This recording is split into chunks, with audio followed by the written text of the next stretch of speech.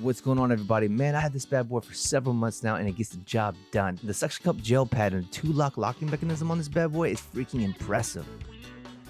One of the things I love the most is that you can pretty much adjust the mount any which way you want possible. And I also love the fact that it actually goes high enough that the kids can see it in the back seat. Sweet!